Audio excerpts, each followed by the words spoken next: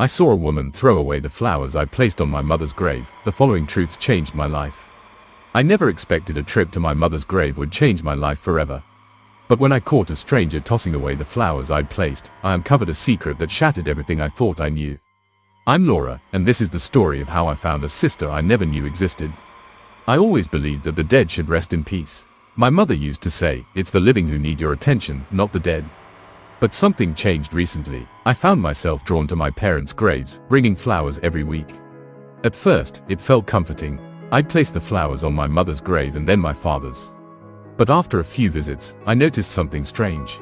The flowers on my father's grave stayed untouched, but the ones on my mother's grave kept disappearing. Every single time. At first, I thought maybe the wind had blown them away or some animal had taken them. But the flowers on my father's grave never moved. Only my mother's. The more I thought about it, the more it didn't sit right with me. This couldn't be a coincidence. Someone was taking the flowers. But who, and why? I decided to find out. Today, I came earlier than usual, determined to catch whoever was behind this. The cemetery was quiet, with only the soft rustle of leaves in the morning breeze. I walked slowly, my heart pounding in my chest. When I reached my parents' graves, I froze. A woman stood at my mother's grave, her back to me. She wasn't there to pay her respects. No, she was picking up the flowers I had placed last week and throwing them into the trash. "Excuse me, what are you doing?" I said, my voice trembling. The woman turned around slowly. She was about my age, with sharp features and cold eyes. "These flowers were wilting," she said flatly. "I'm just cleaning up." I felt a surge of anger. Those were my mother's flowers. You had no right to touch them. She shrugged, not even bothering to hide her disdain.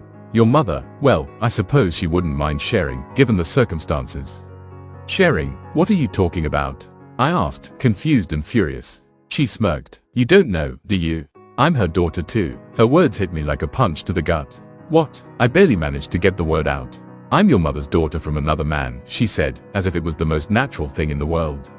"I've been visiting this grave long before you ever thought to show up." I stared at her, my mind spinning. That's not possible. My mother never. She would have told me. But even as I said it, doubt crept in. My mother had been private, reserved. Could she have kept something like this hidden? The woman crossed her arms, clearly enjoying my shock. "Believe what you want, but it's true. She had a whole other life. A life you knew nothing about." I couldn't stop staring at her. This woman, who claimed to be my sister, had just shattered everything I thought I knew about my mother. My mind raced, trying to piece together how this could be true. I wanted to believe it was some cruel joke, but the look in her eyes told me she wasn't lying.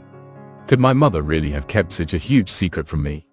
The woman who had raised me, who had taught me right from wrong, who had always been there, had hidden an entire life. I felt a sharp pain in my chest, a betrayal so deep it almost left me breathless. I remembered how my mother used to tuck me in at night, whispering that I was her precious little girl. How could she have whispered those words to me while carrying the weight of another child, a secret child?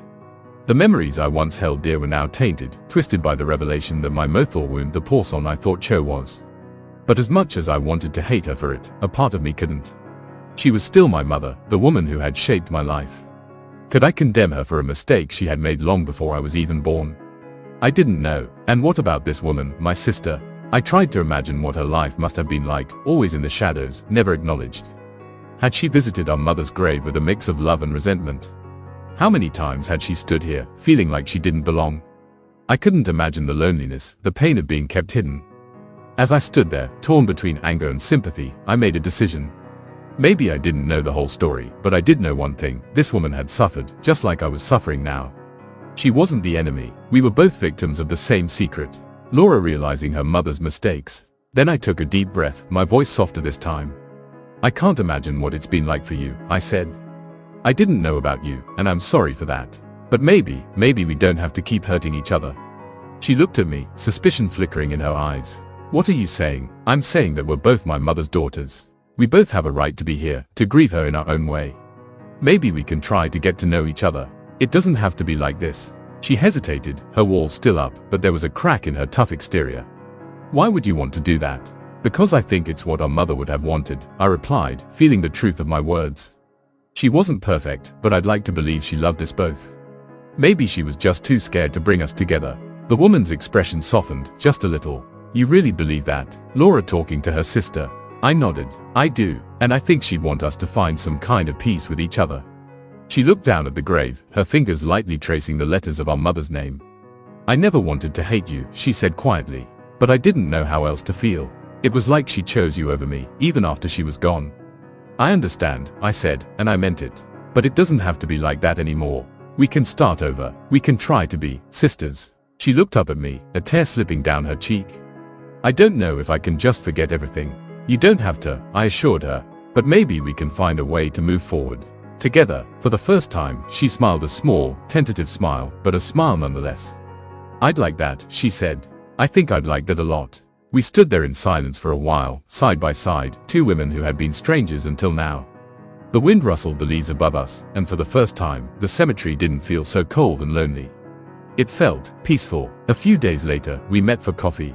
It was awkward at first, the conversation stilted and unsure. But as we talked, the walls between us began to crumble. Casey told me about her childhood, about growing up without knowing her mother. I shared stories about our mother, the good times, and even the not so good times. We laughed, we cried, and slowly, a bond began to form. We started visiting the grave together, each bringing flowers, not out of competition, but as a shared gesture of love and remembrance. We weren't trying to erase the past, but rather to build something new on top of it. Something that honored our mother's memory in a way that neither of us could have done alone. In time, I realized that this encounter had changed me, not just because of what I had learned, but because of what it had taught me about forgiveness and second chances. My mother's secret had brought pain, but it had also brought me a sister I never knew I needed. As we stood together at the grave one quiet afternoon, I looked at her and felt a sense of peace. Our mother had been right in one thing: the living need tending. And now, we were tending to each other, healing the wounds that had once kept us apart. "I think she'd be proud of us," I said softly. She nodded, her hand resting lightly on the grave. "Yeah, I think so too." And in that moment, I knew that even though the path ahead wouldn't be easy, we were finally on it together. Hope you liked this video, so kindly support us by clicking the subscribe button, like this video, and share to encourage us create more interesting content. Thanks for watching, see you next time.